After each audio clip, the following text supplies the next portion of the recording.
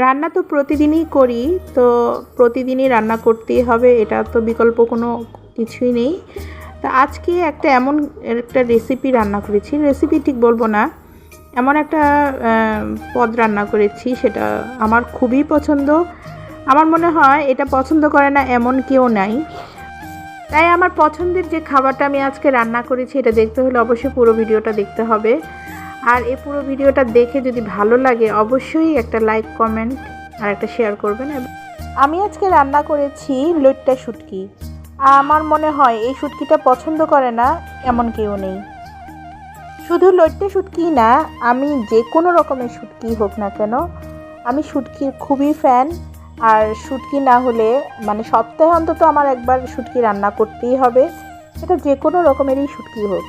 তো আজকে চিন্তা করলাম আমি একটু লইট্টা শুটকি রান্না করি। আর বিশেষ করে এই লইট্টা শুটকিটা আমি একটু ডিফারেন্ট ওয়েতে আজকে রান্না করেছি, একটু ভিন্নভাবে রান্না করেছি। সেটা হচ্ছে কাঁঠালের বিচি। আর এখন তো সিজন, অবশ্যই কাঁঠালের সিজন, তো বিচি তো আমরা রেখেই দিই, কারণ কাঁঠালের বিচি দিয়ে আমরা ভর্তা খাই, তরকারি খাই, অনেক কিছুই খাই। তো আজকে আমি ট্রাই করলাম শুটকির সাথে কাঁঠালের বিচি দিব। কাঁঠালের বিচি দিয়ে আমি রান্না করব সেটাই ভাবছি। এই শুটকি মাছটা বিশেষ করে কিশোরগঞ্জ, ময়মনসিংহ অঞ্চলের মানুষই বেশি খায়। তো আগে থেকেই কিশোরগঞ্জের মানুষ বা ময়মনসিংহ বিভাগের মানুষগুলোই বেশি খেত, কিন্তু এখন বর্তমানে এটা এমন কোনো জেলা নাই যে মানুষ এই শুটকি মাছটা পছন্দ করে না।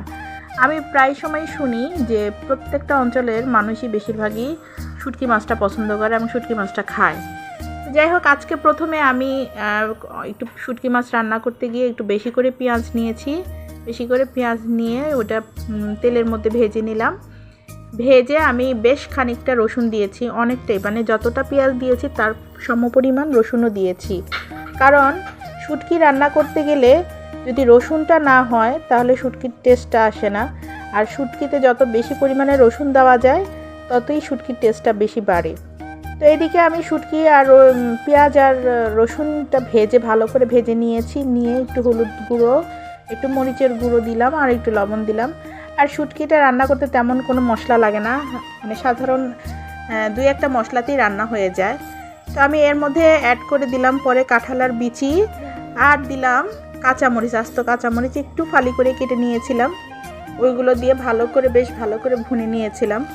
কারণ শুটকি মাছটা এই মশলাটা যত ভালোভাবে ভুনা হবে ততই এই মশলাটার স্বাদ বাড়বে এবং শুটকি মাছের স্বাদটাও ততটাই বাড়বে।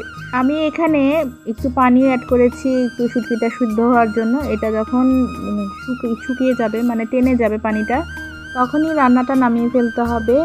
আর আমার এই রান্না আপনাদের কাছে কেমন লেগেছে কমেন্ট করে জানাবেন, বাসায়ও আপনারা ট্রাই করবেন। তো আজকে এই পর্যন্তই, সবাই ভালো থাকবেন, আল্লাহ হাফেজ।